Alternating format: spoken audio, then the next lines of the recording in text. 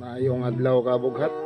Nanapot ta karon diri kay magtanom ta og tangkong.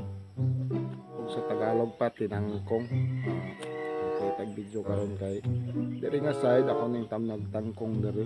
Kay dito sa Loyo. Puro biyag ito, daghan-daghan pa tag mga tangkong to. Bitaw oh. Itong tangkong kayo, pero kayo healthy jud kayo itong tangkong. So never jud ta nagbutang og mga abono ani. So natural ra gid ni siya. Basta gani tangkong nga medyo babad sila sa tubig or na tubig, mga flowing. So healthy og tambok niya siya ang tangkong.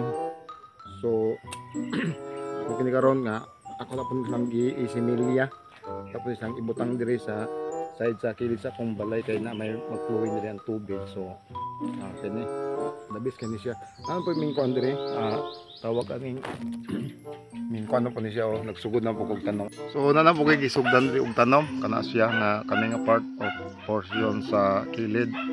So muna ko niyang gi-purpose ani nga diri ko magtanom kay og mananom ta, di ta magsigtuplok og cellphone. Bitaw. Mananom ta mas maayo dabis kayo nagitay tanom sa atong palibot. Ayo sigsaligsig pa kayo sa musilingan ha. Pagtanom, paminaw, pagtanom mga utan, mga unsa diha matanom sa inyong palibot, ayo sig pa kayo sa inyong silingan ha. Kasabot ka kay di iba ka pungkol.